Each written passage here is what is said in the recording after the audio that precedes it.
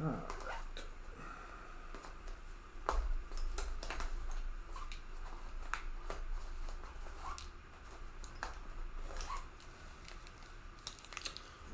Good evening, good night, right? Good morning, maybe.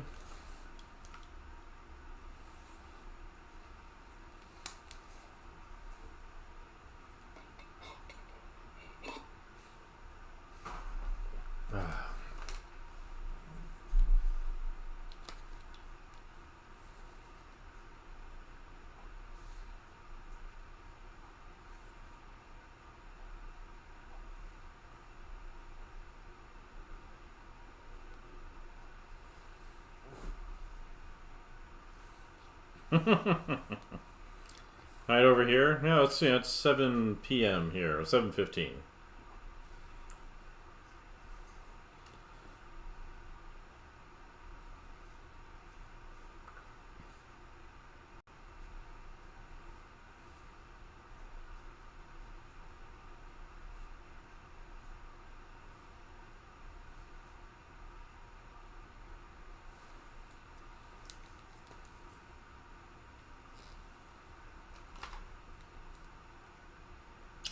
All right, who's next here?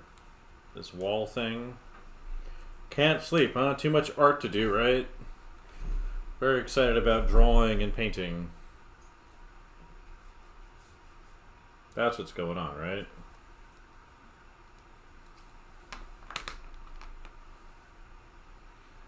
That's my problem. So, I just took a nap, so I guess it's not really.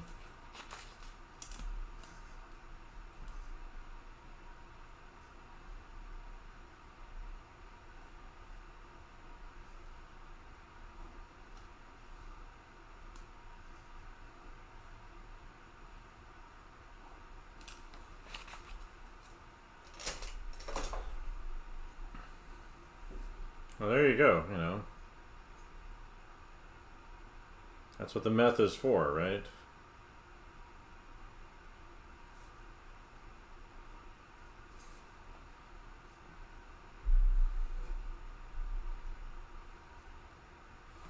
Oh, I can zoom in where I'm working.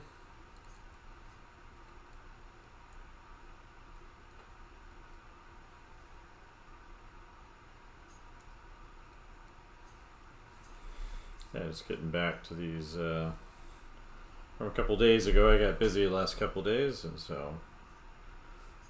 Funny enough, I'm feeling pretty good. I had a long day of meetings, but it was, it was all good information. So. It's nice to get a. I've had a big sharing session with the department, and the department I teach in, and so it's good for me to get that big overview of what everybody's doing, because I haven't had that yet, and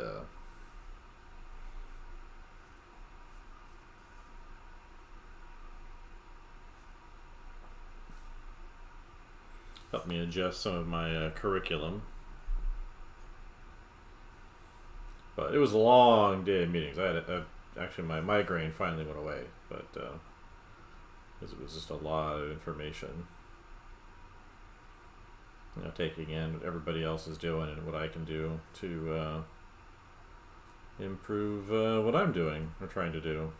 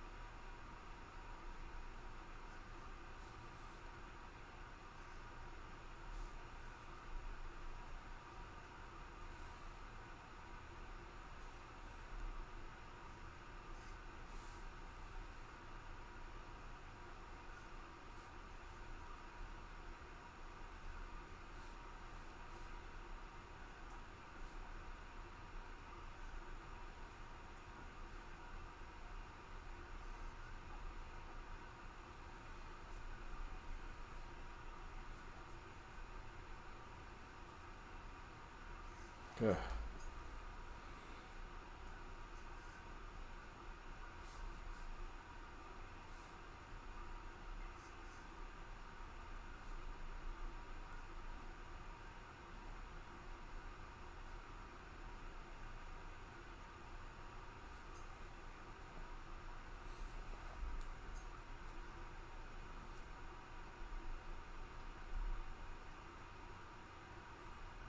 Let's see.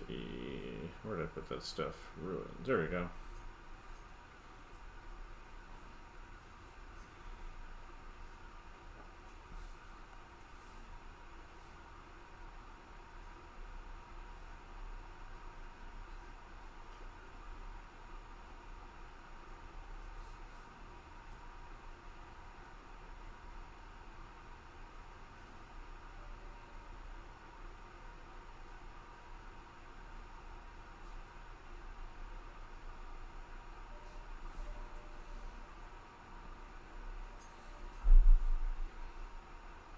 Good. Evening, everybody coming in.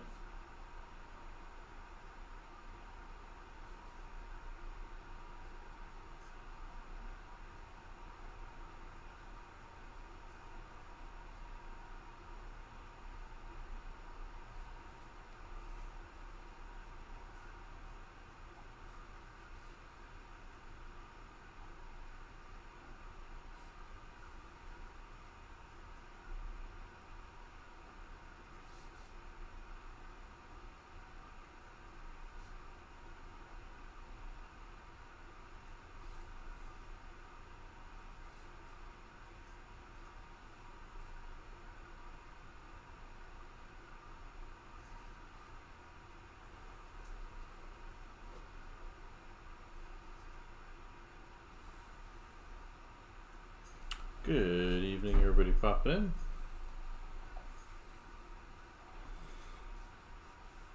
Let's see. Yeah, so working on this page of ruins for the aliens. Nothing too specific here, just free-form thinking.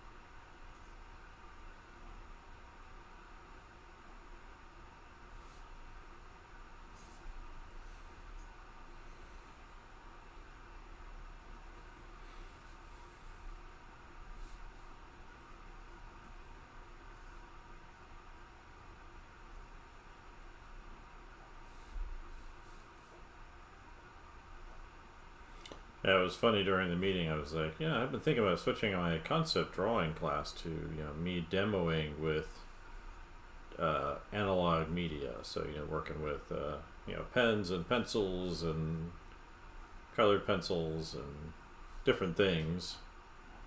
And it was kind of funny. I got some strange looks from the department head, or the new department head. I've mentioned it before, and he just kind of, before he was like, oh, well, maybe that could be interesting, and now he seems to be more dubious of it for some reason. Not sure what's going on, but it's like, well, if you feel like it before, now he's like, well, I don't know if that's a good idea, and blah, blah, blah.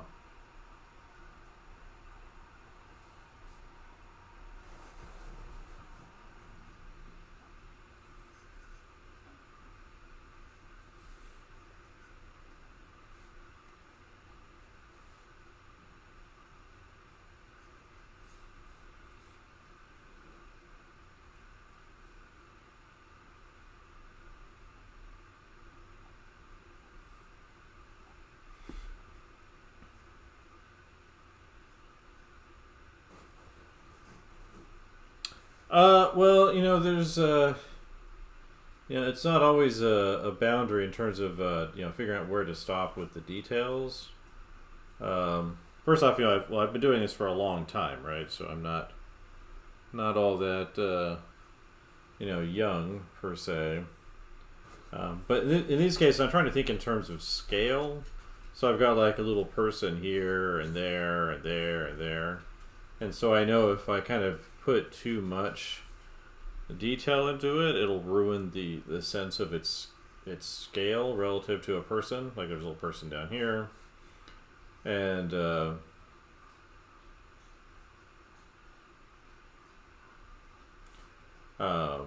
so that affects it to a certain degree, you know, that scale of detail versus the scene.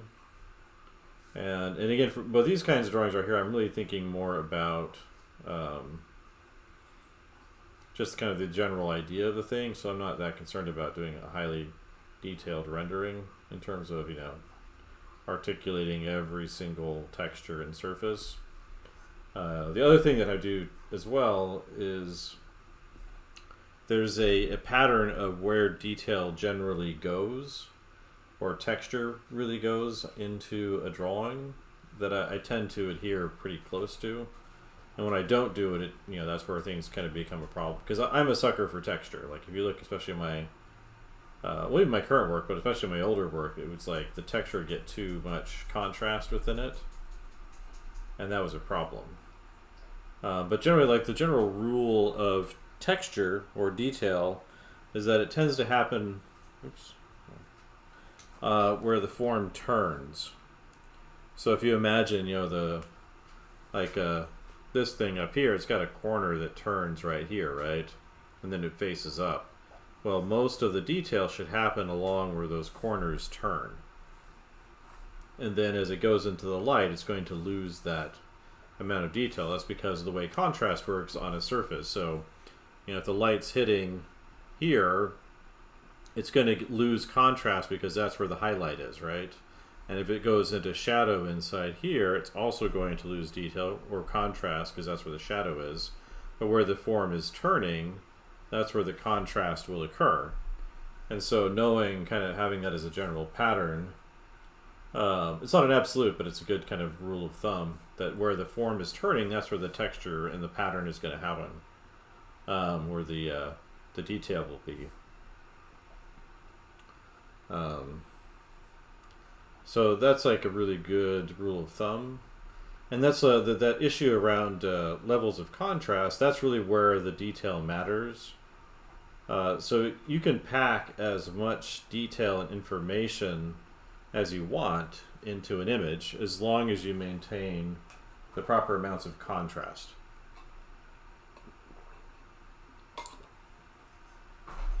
And if you're trying to, like, if you're having a hard time seeing that, a good exercise to kind of do to help yourself see it, because it's happening out there in nature all around you, you're just not paying attention to it maybe. Due to how we kind of generally see things by default. But it's happening out there all the time.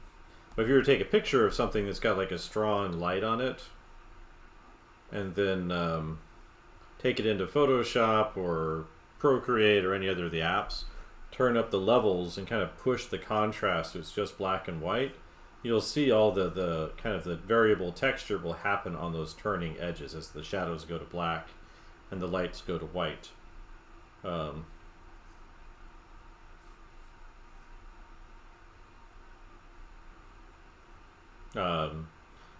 So that's kind of the general pattern.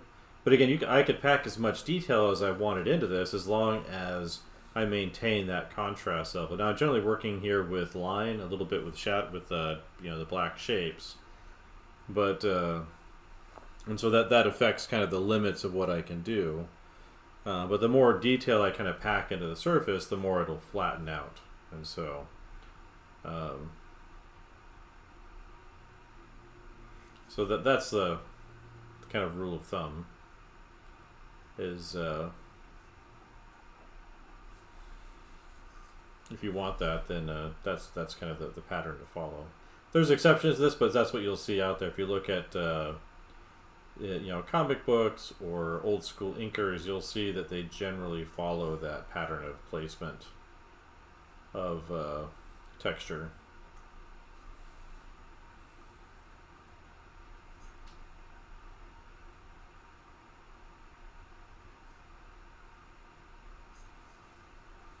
So I don't know if that clears things up for you or not, but I can see that, if you look over on like this thing right here, like that's where the turning is. That's where the detail and textures go.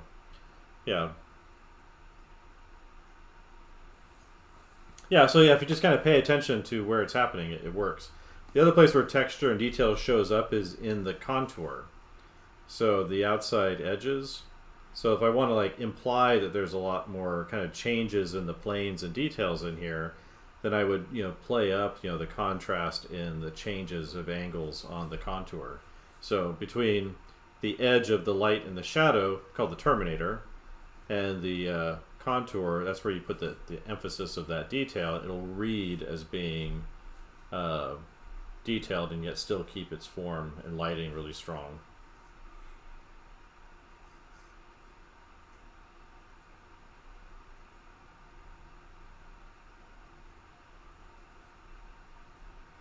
So it's a pretty simple rule, kind of to follow a simple pattern or principle, and it makes things a lot easier to make decisions if you have simple things like that. It's one of the things that I tend to teach a lot in my courses, and whether it's online at my teaching website or in person in my classroom at the university. It's that simple rules like that just make a big difference for students. Things that wish to have been explained to me in a certain way that were not, or I wasn't paying attention. Maybe that's also a possibility.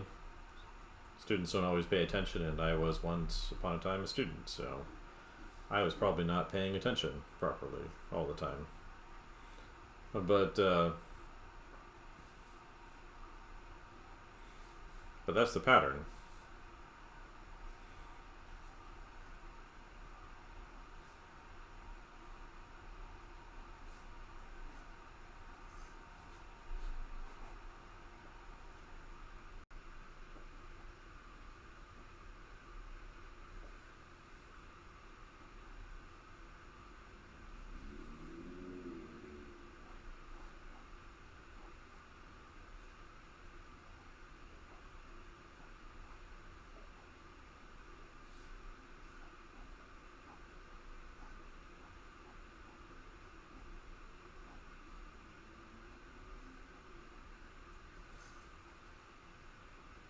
So yeah, but yeah, it's a super basic thing. There's a lot of things like that in drawing, and in general, that it's like, where do you put the heavier lines? Where do you put the thinner lines? Where do you where do you accent things? Where do you de-emphasize things? And there's simple patterns if you follow them. They work really consistently. There are places where there's always exceptions to the rules, but or not the rules, the principle. I don't like the word rules when it comes to art. I don't think there are any. I think it's I always hear people, well, you got to learn the rules in order to break them, and I'm like, well, there's no such thing as a rule in art stuff, in a lot of things. There are like tools, I like to call them, or general principles that are broadly effective, but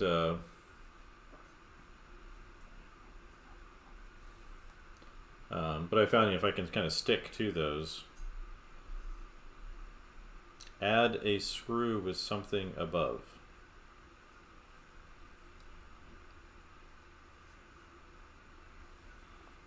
Not sure what that means.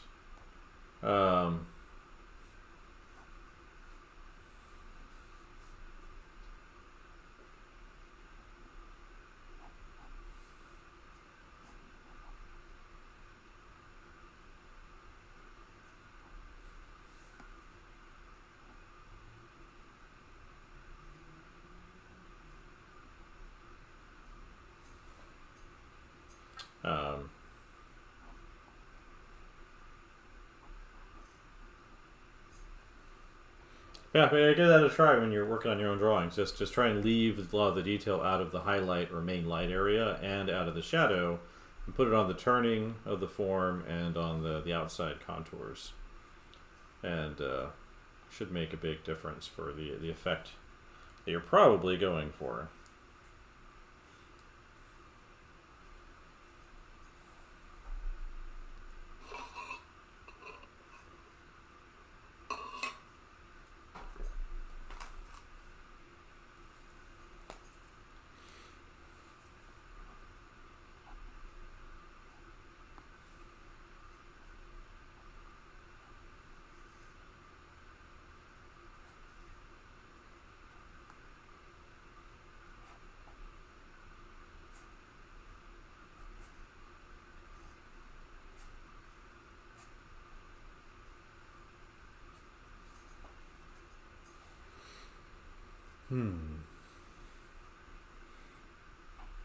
Yeah, we had a little perspective demo this morning.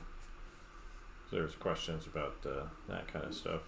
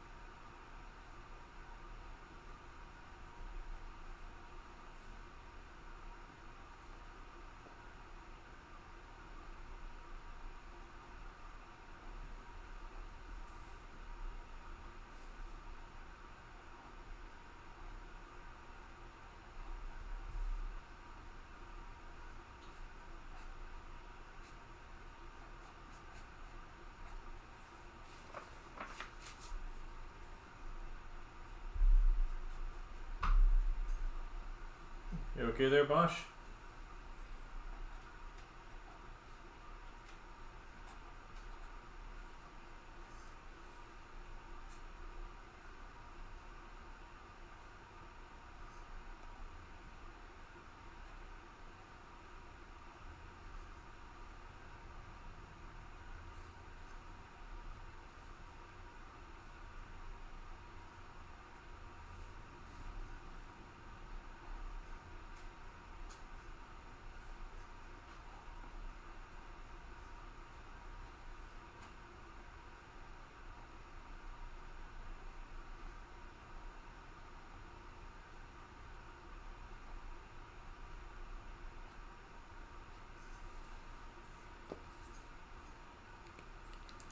Alright, let's see. 0.3, 0.5, 0.1. There we go. How you doing, Bosch? Poor little doggy.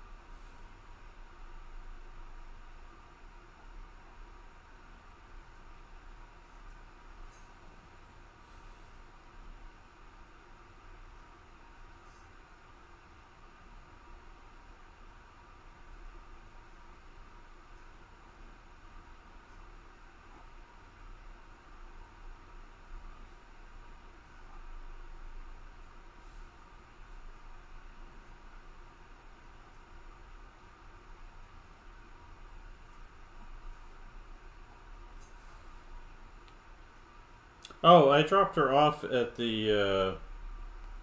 I mean, I think I was probably going on by the time I came on, but I dropped her off at a shelter. You know, a few hours after I found her on the street.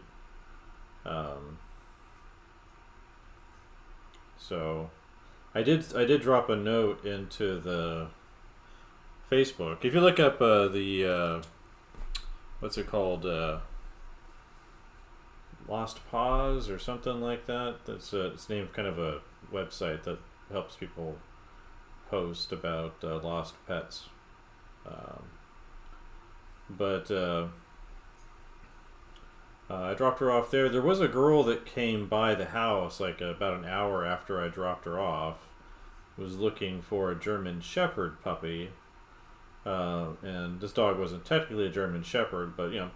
Could look like one, sort of, you know, less pointy face, but you know, still could possibly be one. So I directed her over there to the shelter, and then I dropped a note in there yesterday just to ask if anyone had picked her up into the Richmond Animal Control and Care Center. It's about a half mile about a kilometer from where I live, and so I dropped in and asked if if someone had picked her up yet, gotten her a home, and they said nope, no one's come by. So I don't imagine if once they decide they put her up for adoption, she might be up on their website. I don't know. You could probably take a look over there. They go by RACC, but if you look up Richmond, RICHMOND, Animal Control and Care. I might have it backwards. Might be Animal Care and Control. Probably Control and Care. But if you were to look that up, and then she might be on their website by now. I'm not sure. But it's supposed to be. They seemed really excited to bring her over there. Like they had commented in the Facebook posts I'd put up in different places to bring her by specifically. So I was like, okay, I can do that. So.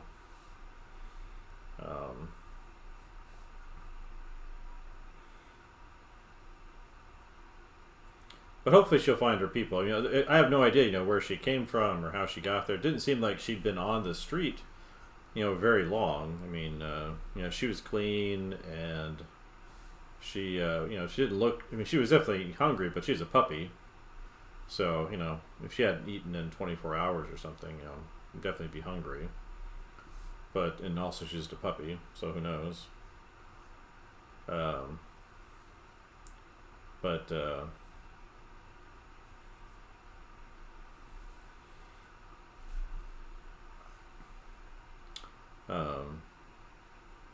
So hopefully people will find her, because it just didn't seem like she was gone for long. But again, she didn't have a collar on, she wasn't chipped, so that probably means she's more mixed than I thought she was. But maybe someone decided she was just too much, and they threw her out on the street and left her. And it's hard to say. People can be weird about the pets they take on. It's definitely a big commitment, taking on an animal like that. It's like I've been with, yeah. I figured, that's why I'm wondering if she got out of a yard or out of somebody, someone wasn't looking and she wandered off. It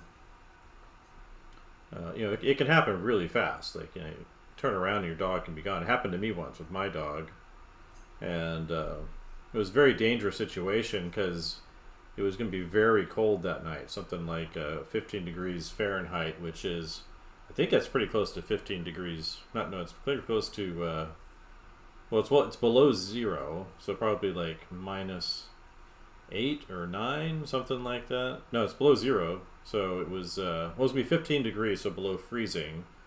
So probably like probably around -9 or something, maybe -10 or 12. Celsius, so really cold. And my dog, he's got short fur, so I don't know how I don't think he would have survived the night. And I was talking to a friend in a parking lot. I let him out of the car and turned my back, and then I looked down, and he was just gone. And I spent hours looking for him into the night, and I was worried he was just not going to make it. And luckily, he'd already gone about 2 kilometers since where he was found, actually. So he had just took himself for a walk and kept going. My guess is he was sort of taking himself back to my parents' house, like he was heading south in that direction, and luckily someone spotted him. And all he did was apparently my dog was wandering in the middle of a busy road at night, black dog, dark night, cold, and he's confused because he doesn't know where he's at. He's wandered off and doesn't know how to get back. And, some great person pulled his car, paused his car in the middle of the road, invited Bosch inside. He jumped in right away. He's like, oh, finally someone who knows what they're doing. And, that guy took him home and posted him up on, the Facebook groups. And I was able to pick him up that evening. But it was weird because he must have walked past dozens, if not hundreds, of people on his way to where he ended up, and no one stopped to look at him. And he's not exactly like a big scary dog or anything. He's just a little guy. But nobody until that guy paused to actually help him out.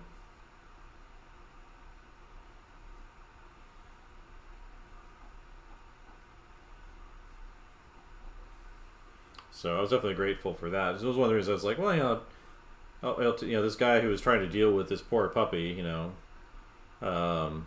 was like, oh, I'll take care of her. So, and that was a couple of years ago when that happened. Hello, Riona Matthew, over there on the YouTube side of things. So I was definitely really grateful for that. He didn't want any kind of reward or anything, but once I walked off with the dog and put him in the car, went back and took what cash I had in my wallet and stuffed it into his mailbox. He did save my dog's life, and thank you is a nice thing, but it's so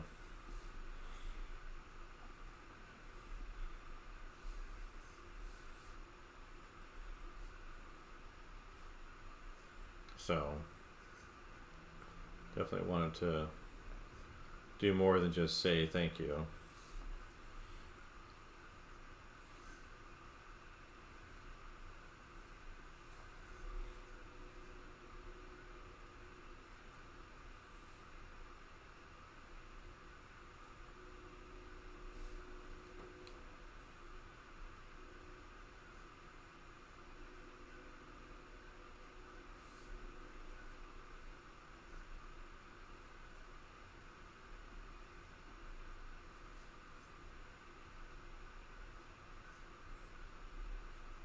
Yeah, definitely grateful for good people like that.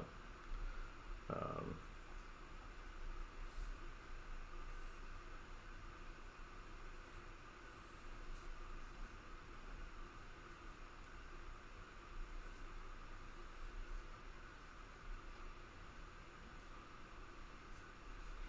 um,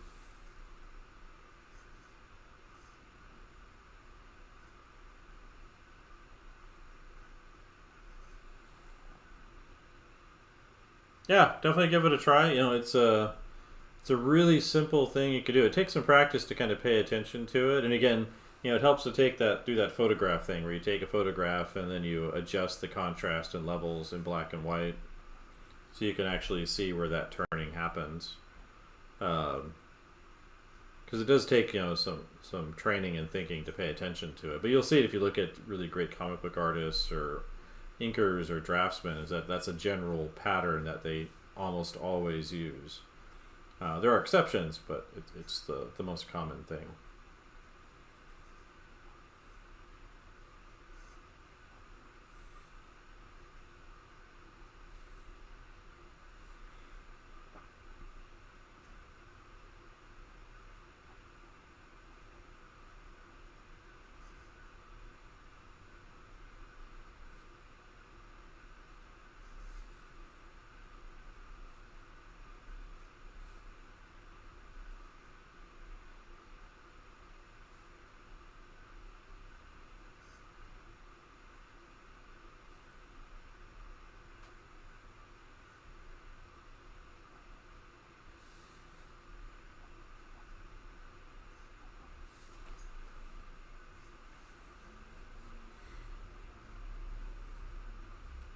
Yeah, I'm just glad I'm feeling better to come on and draw. I was came back. Well, it started kind of into that meeting. I was having just a crazy migraine.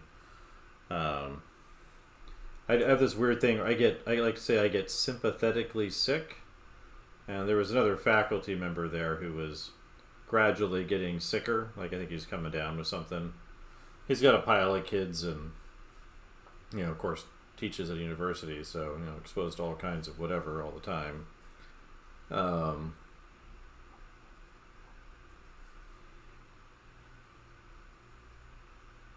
but yeah. But sometimes I'm around people who are sick, I start to get their symptoms, like if they're coughing or it seems like they have a headache. So I wonder if it was a mix of that and then just kind of the amount of meeting we had. Um, and no nap time. I don't know how they're supposed to keep all of us professors going if we don't get a nap time in there, a little siesta. But yeah, I took some Excedrin, which is headache medicine. I think it's mostly caffeine, acetaminophen, maybe a little bit in there too. But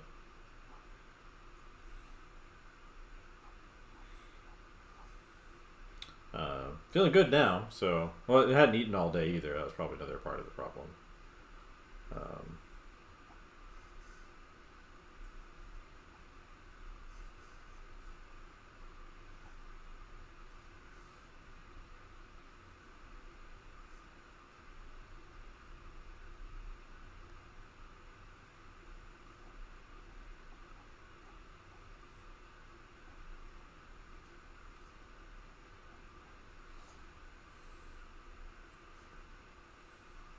yeah, so I took a little nap. I took the headache medicine. I have not tried crocheting. My mother likes to do lacing. She used to do crocheting. She's very crafty. But I have never done any crocheting. I've done a little bit of sewing with a sewing machine. That was for my camper project. It was a question over on the YouTube side of things. But I have never done any crocheting. Seems like a fun thing to do, but it's not on my list. There was once when I was in Spain, when I went to Madrid. This was just before leaving SCAD back when, like 2016, I guess. It's been a while. Hard to believe it's been that long since I left SCAD. But, or when I was kicked out of SCAD, rather. But then I got sick when I was in Madrid on a vacation, and they gave me this medicine there, and I don't remember the name. It was like a gel cap, and it worked great for getting rid of whatever flu or cold I have. Like, I felt better almost right away, within the day, and definitely within in terms of like a lot of the symptoms within the hour. But it was like this kind of pale, translucent, almost like a gel tab, like a circular shape. I wish I could remember what it was called. I had one. Oh, well, thank you for subbing over here, Riona. But I can't remember its name. I wish I could remember. I remember sort of showing up in the pharmacy, looking miserable, definitely feeling miserable, and the pharmacist just be looking at me like I'm a sad little foreigner wandering in, lost little lamb. And I just remember what it was called. I kept a tab of it around somewhere, probably in a box, just as a reminder. I don't know where to look for it right now, though, but yeah, definitely made me feel a lot better real fast. I was surprised. But it could be just, I wasn't going to be sick that long either, so it's hard to say. It's hard to run a test on that.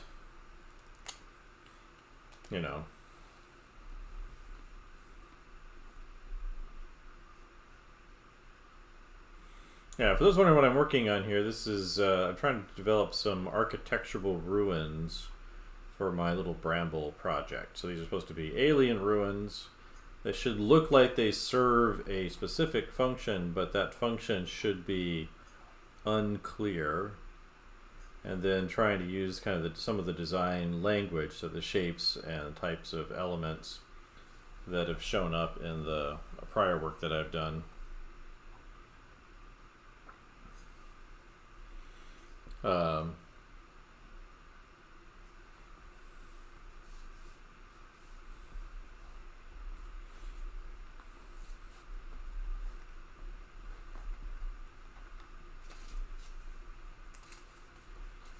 So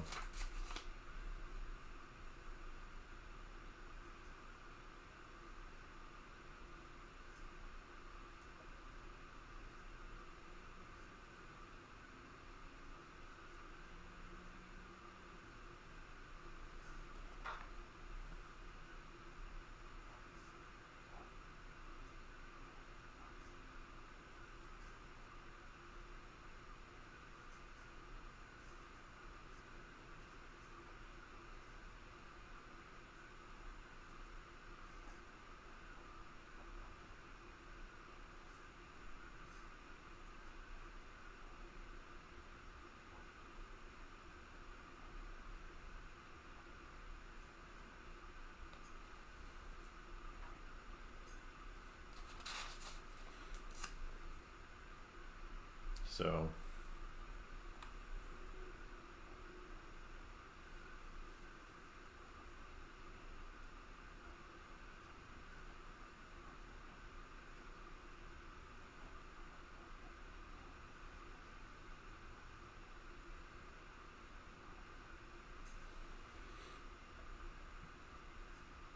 Well, have a good night. Definitely want to get all your sleep in, right?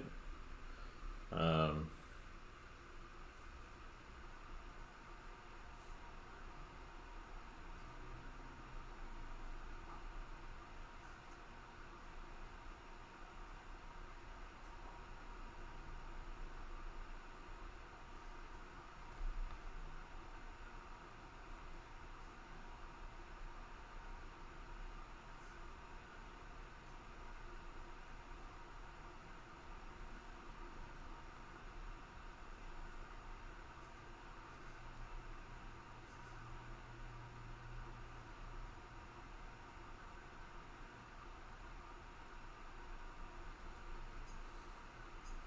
yep, have a good one.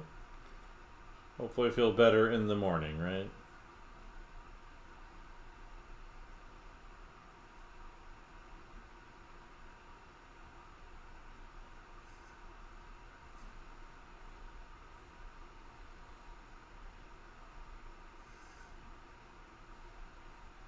Good evening, everybody popping in.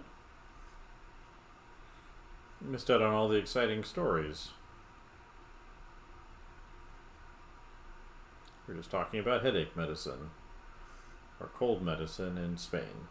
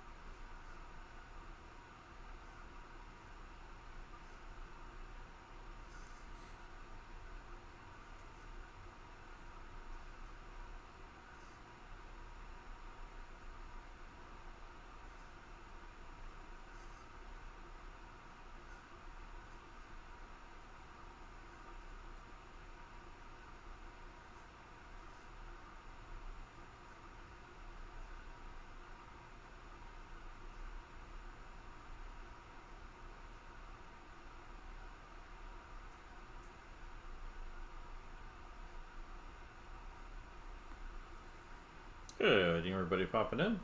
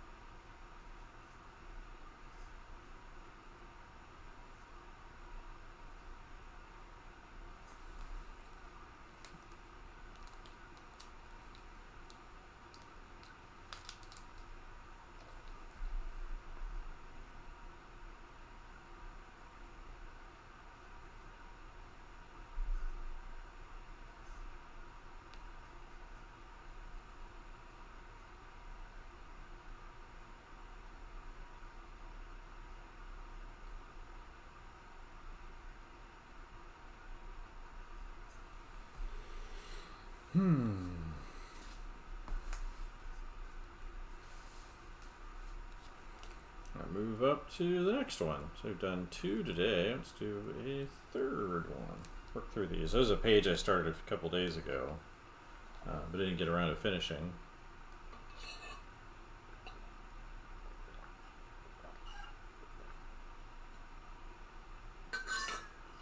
I'll go down and get some water in a second.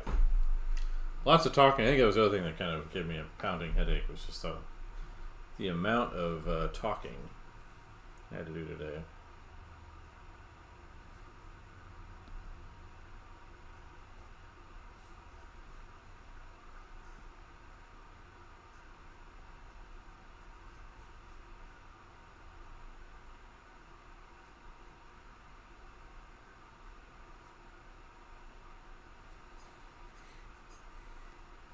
Good evening, everybody.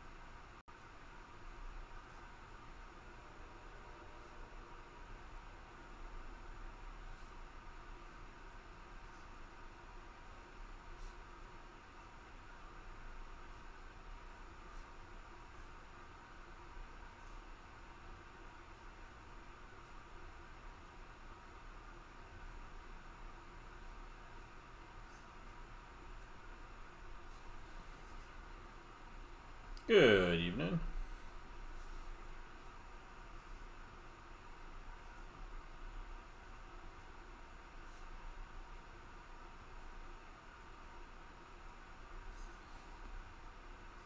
Get drawing. You know, there's lots to draw, right? There's never a good reason to not draw, I like to say, personally.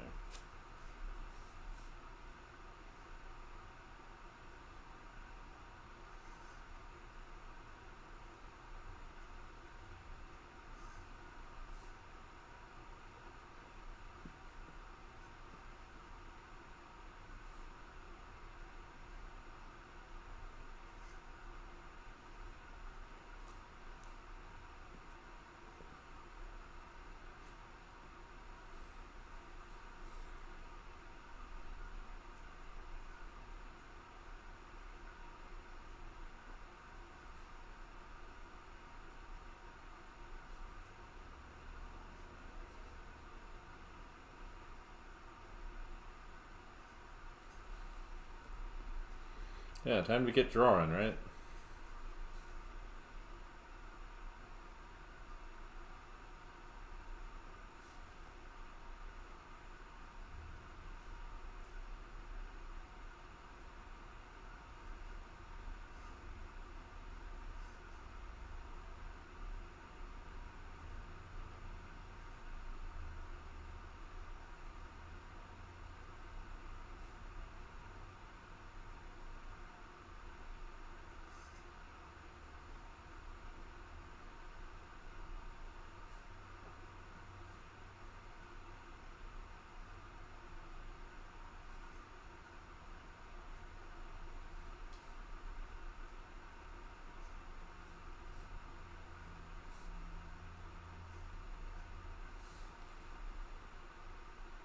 This stuff, not really. I'm looking at some like old broken down architecture, but I'm not really copying any of it. So I'm designing, I've been working on this Bramble project. So if you kind of look at what I've been posting over the last while, it's mostly related to that. And so I'm trying to design some alien architecture that feels like it serves a purpose, even if I don't know what that is. So that's kind of the prompt, the brief that I have for it.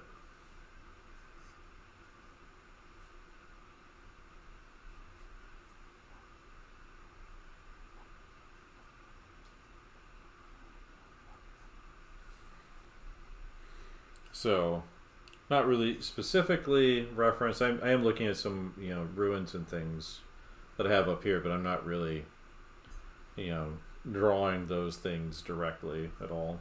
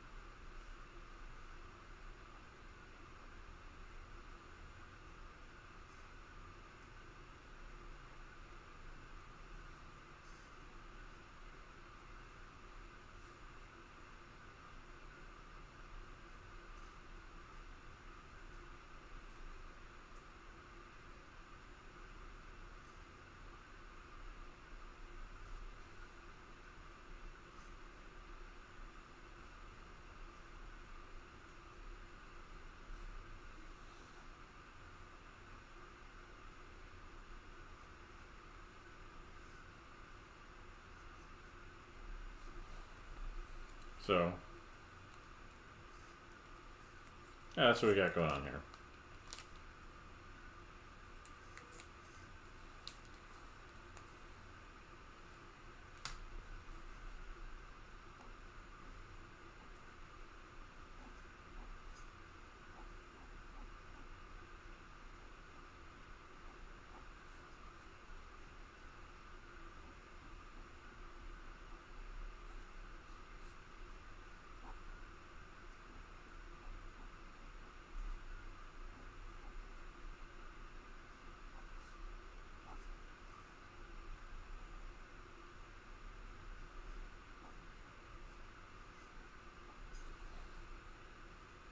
Yeah, it's a project I've been working on for a while.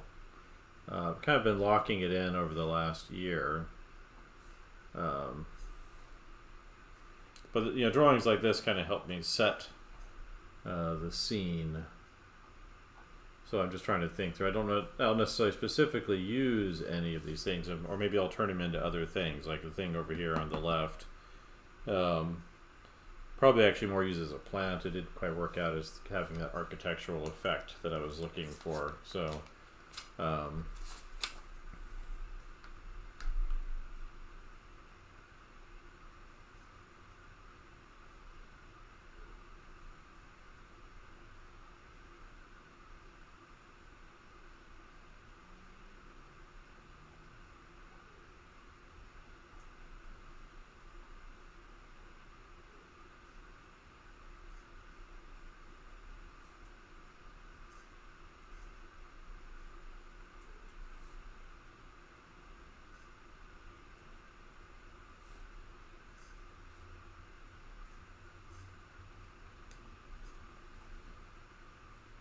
So yeah, so if you go look through like all the recent stuff on there, I appreciate that, King Mortem. Just doing some sketching tonight. Well, I've been kind of working on this for a while, so one of my goals with it is for the alien stuff to feel truly alien. So it should be somewhat inscrutable to humans. And so that's kind of one of the major design prompts. And then the major kind of situation that I've kind of put together is basically humans have settled on this planet. So they spotted some planet, they sent out a colony ship, and they've arrived at this planet to settle it. And when they get there, they realize that the planet looks basically like a giant tangle of massive branches.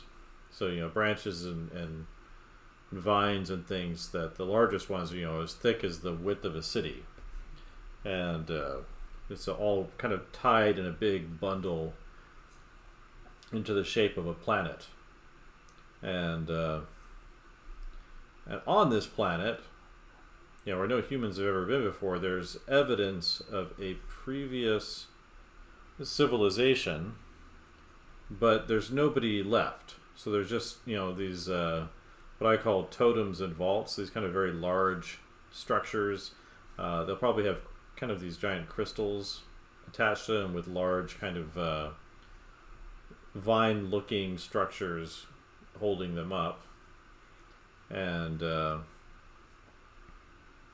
built in. So there's kind of a bunch of those, a number of these totems and vaults on the planet, but there's no evidence of what the aliens that used to live there looked like or what their culture was beyond artifacts like these structures, and the humans don't know what they're for. And so that's kind of part of the premise of the project. I'm doing this started this as a portfolio project for myself. I want it to be something definitely out of the ordinary. I don't know if it's original or not, but that's kind of what I'm thinking for it. And then as I've been working, I've been thinking of a story, and so that's kind of helped me also develop this, so that there's humans have this main city that they all live in for the most part, and anyway, as part of that, they generally don't go out of the city. They have to stay there, generally speaking. There's some exceptions, some licensed excursions, and then they've got kind of different areas around the planet designated as kind of nature preserves, or some kind of forbidden zone, probably treated more like a nature preserve. And basically there's no one allowed out there, so there's maybe these guides that will sneak people out to these locations, and help them go on a tour or check out these places, and go do those visits. So I have a kind of a story where this guide takes out a father and his daughter out to check out a few of these locations, and they run into a great number of problems while they're out on this excursion. So I'm thinking about doing some kind of graphic novel or comic based on those characters.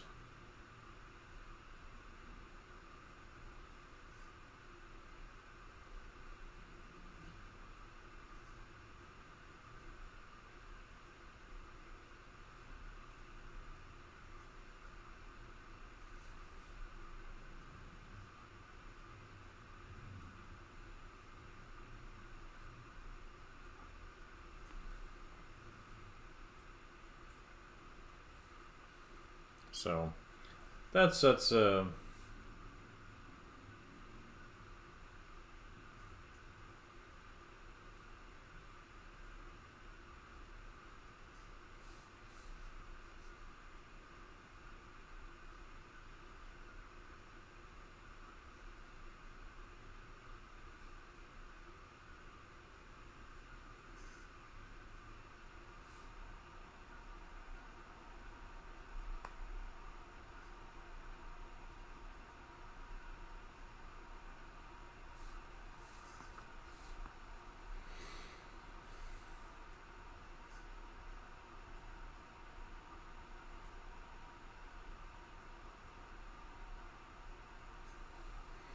So that's the kind of the intent behind a lot of this. So I need kind of places that they're going to visit. I need the characters to design for it.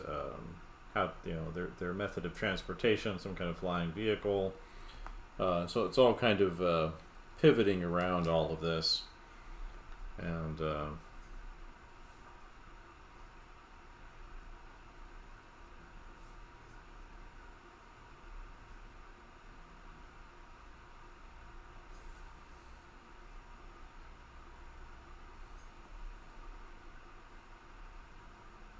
good evening.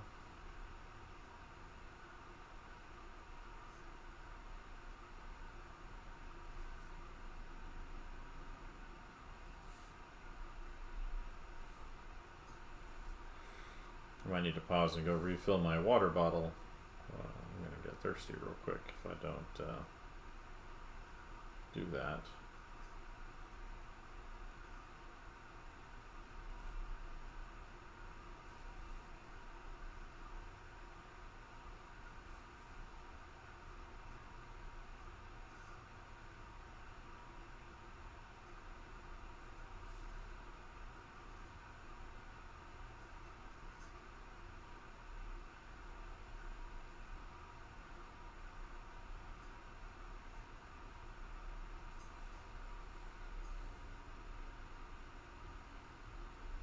Yeah, I like to do both. So, I've got my Cintiq over there. I've got my iPad up here. It's all good. I do like drawing on paper more than on the computer, though. When I can, I don't mind moving off of the paper or off of the computer as much as I can.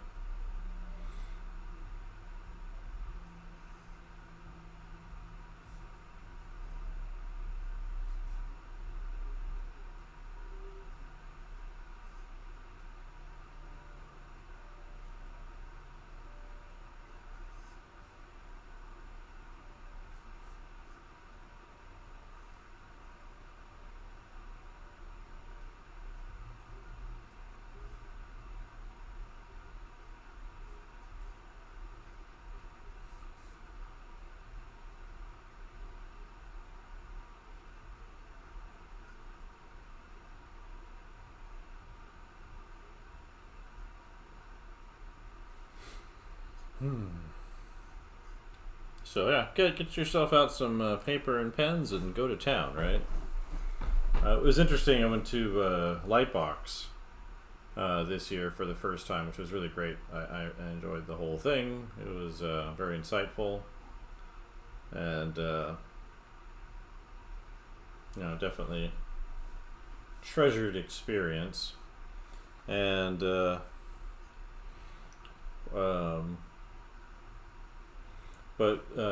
what's his face? Doug Chang, who's been a long time concept artist. I became aware of him with the prequel movies. He did a lot of the designs in those movies, using marker and pen and acrylic paints and some other things, and then later switching to digital. But he's like their creative director now or something over there. But he commented in one of the presentations that he was part of that he likes to see traditional tools as sketchbooks, because it helps him see how people actually think. He says because too often, I think this is 100% accurate, but too often there's so many different tools digitally that can mask your lack of ability of drawing.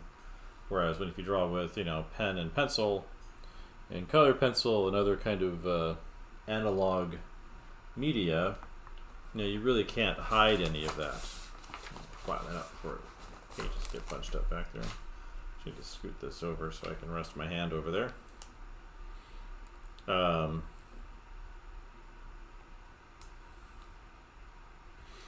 Yeah, well, there's the fact that you can undo everything, right? So just one of the nice things about using traditional media is it forces you, or I prefer analog media over traditional, but it forces you to make choices and to invest in the things that you're doing. And I think there's something to be said for that, being forced to live with your mistakes or deal with them rather than just backing out of them. Because a lot of times there's opportunity in error that you don't run into. And I think one of the things too is that the more algorithmic that somebody's work is, whether it's the computer driving it, or especially the AI nonsense, the more kind of algorithmic is, the less it becomes individuated to yourself, and therefore the less valuable your work really is to yourself and to others, because more and more of it's determined by some kind of computer problem. And so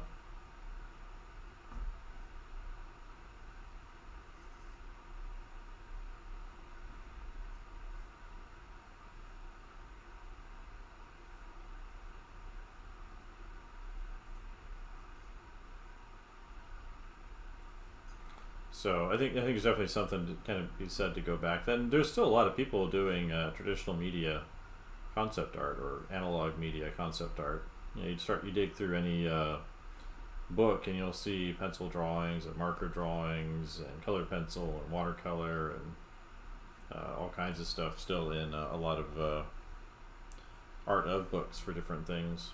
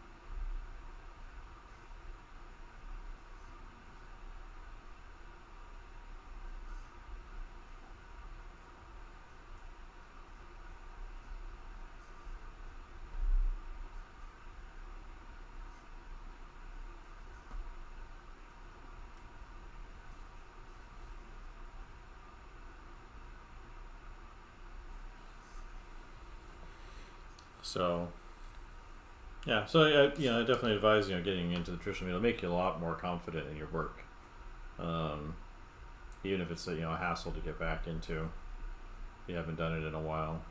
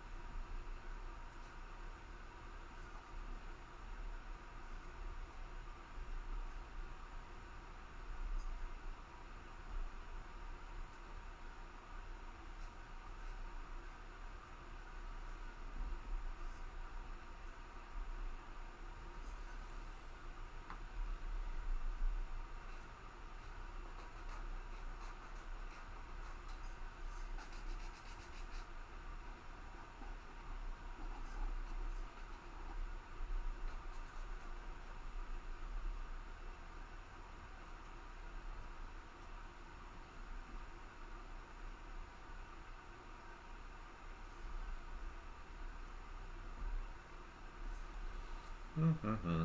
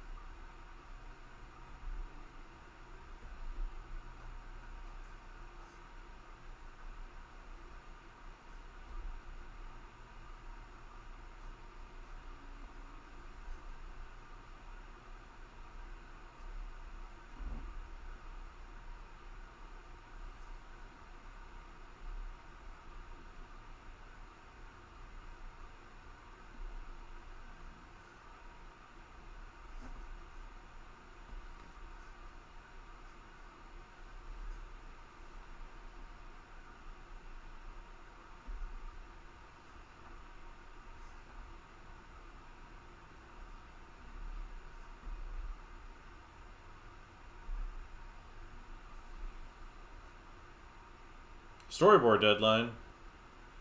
You have a storyboard deadline? You aren't someone I know, are you?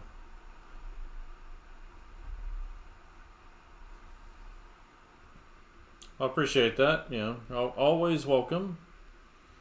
I'm trying to be a lot more regular on here. It's, you know, I had a big project that kept me distracted for a couple years, actually. Self-inflicted project, but it's effectively done. And there's a couple things that are broke I need to fix on. I need to spend a day or something trying to figure it out. One of them's easy to fix. I just have to yell at somebody. You're nobody. Wow. You know, I saw Mr. Nobody, and that guy was trouble. And then there was the classic Nowhere Man TV show. That was a whole other thing. But I wasn't clear on who he was. I wonder where you find that show these days.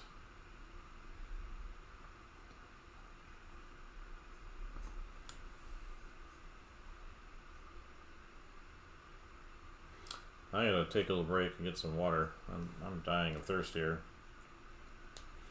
But I'll be I'll set my pens down so I don't fall on the floor when we get my water filled up and come back. So I will be back in just a moment. Let's see.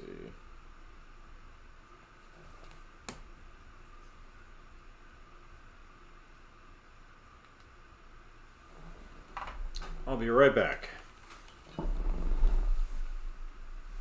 So thirsty.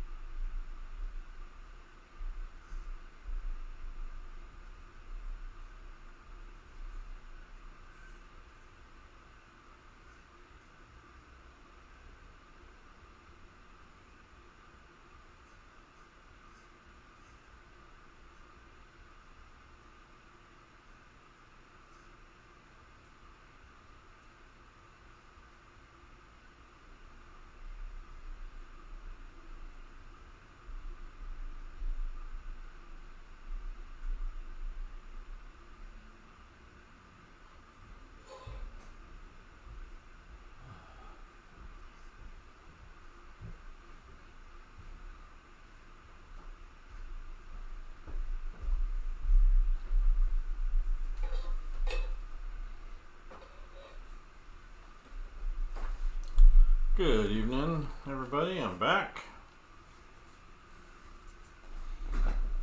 I don't know if anybody's still there, but you know, so I can only really tell from here, where I'm sitting anyway, that with the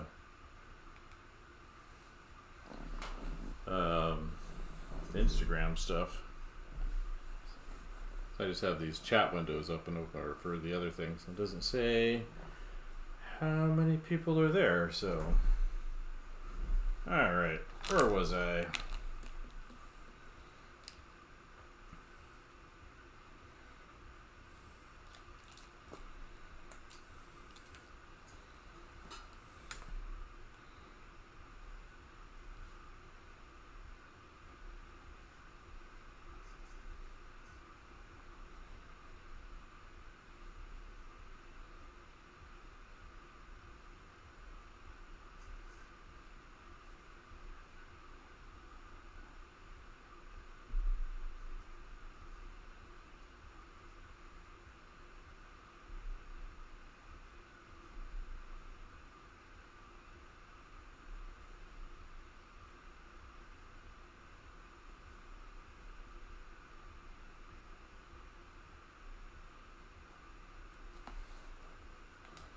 Good evening.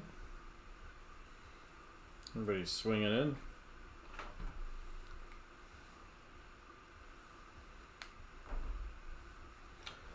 Alright, one more left there at the bottom, and this page will be done. have some thoughts for the next page, and I got about an hour and a half left. So this thing is the most complicated one, but.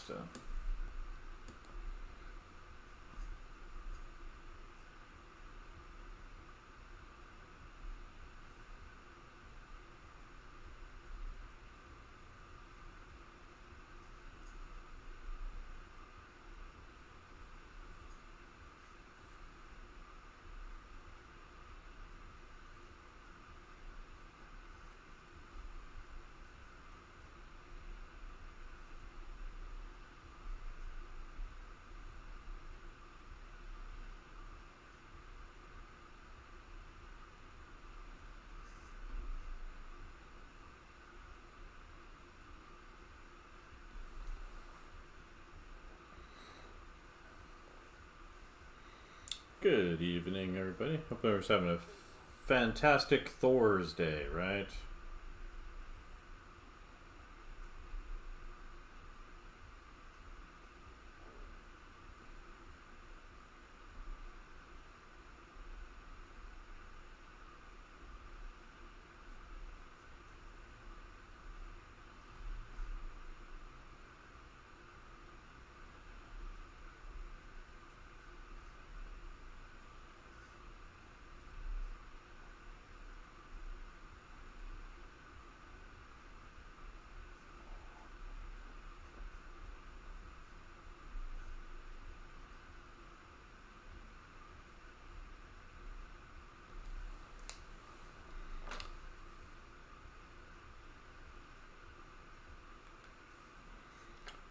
All right.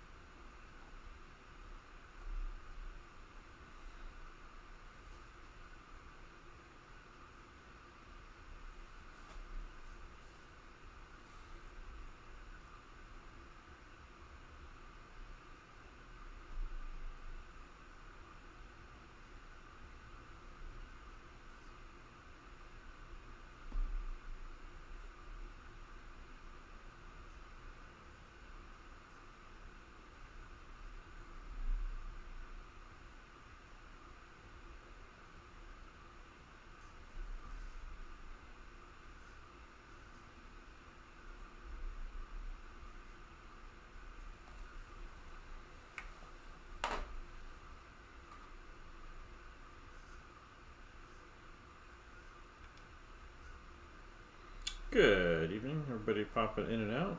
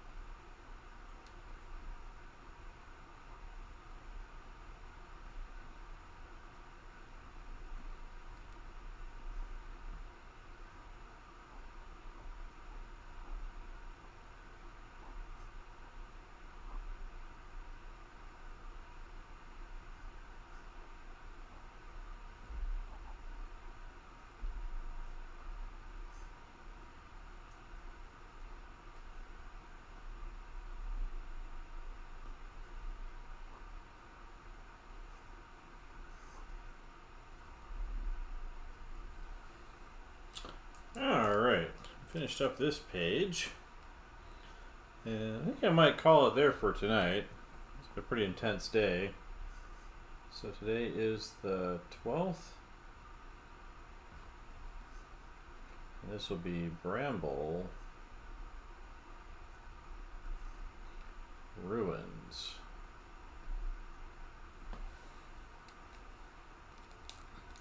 So that's what we're going to call this page. And I think that's good for tonight. I should be back on first thing in the morning with my usual morning study. It looks like I have a big giant skeleton to draw in the morning. So thanks to everybody that came in. I appreciate it, and we'll talk to you all next time.